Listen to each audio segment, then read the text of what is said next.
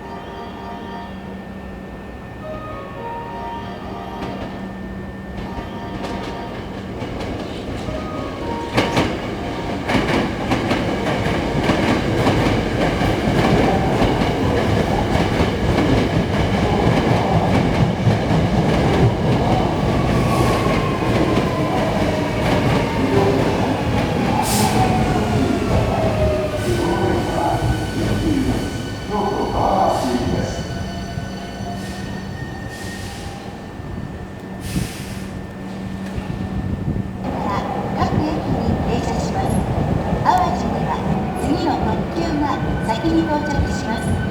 次は茨城市に停まります。ご乗車の際、足元にご注意ください。この電車は準急天満茶屋行きです。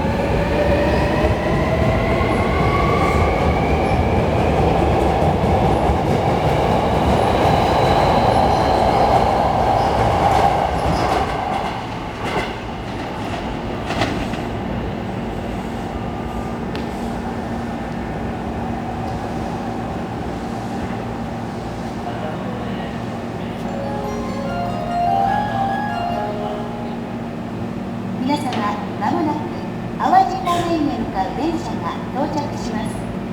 危険ですので、黄色い点字ブロックの内側にお下がりください。